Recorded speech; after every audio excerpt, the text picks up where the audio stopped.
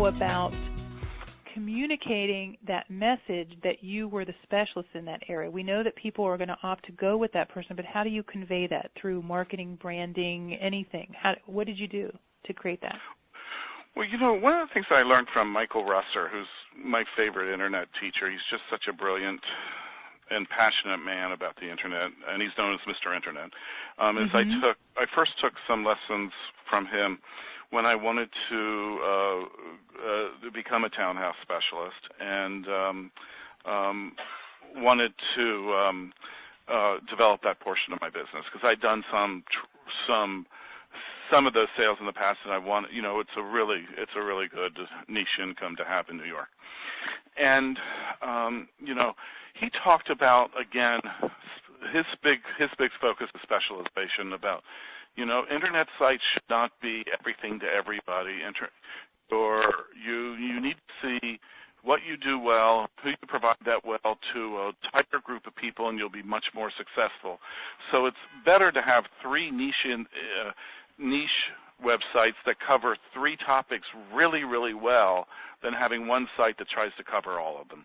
And it's the same thing. It's better to have one Internet site that's working towards a very targeted market and does it very well than having many sites. So, again, the concept of specialization. So we came up, with a website called the townhousespecialist.com.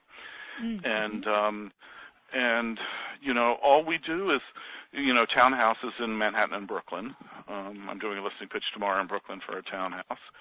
And, it's a really nice source of business. And just by calling it the townhousespecialist.com, I'm already an expert in people's perception. I mean, I can't tell you how many calls I've gotten from, news organizations, New York Times, ABC, wanting me to comment on the townhouse market just because they found my website. They didn't know me from Jack.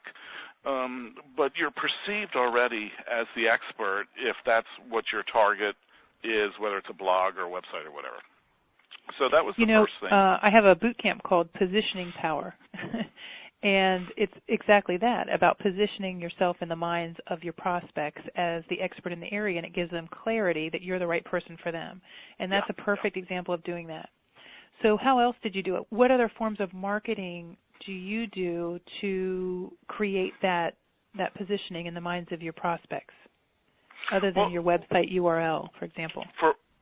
There's a couple things for me to do. So, like, one of the things that I'll do is I go after expired townhouse listings. And we do a couple things. First of all, I've hired a telemarketer that's working out really, really well. He's a actor in his 50s who has done selling financial products over the line before, and so he's really comfortable working with high-end clients, and he's working out great.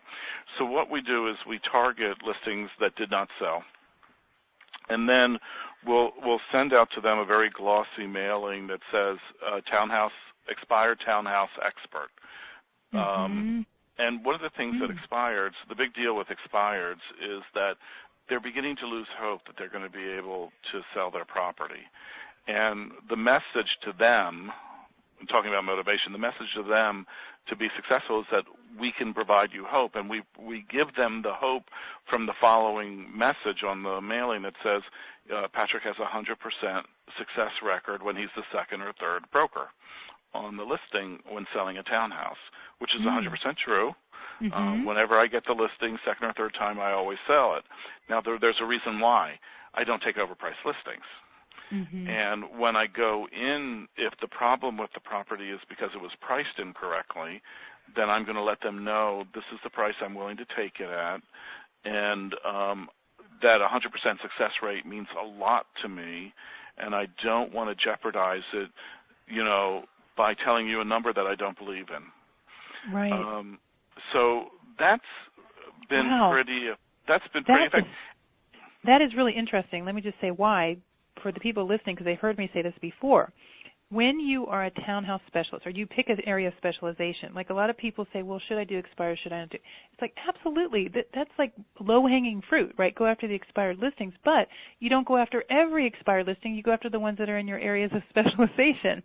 I mean, this is gold, right? This is gold in the form of information.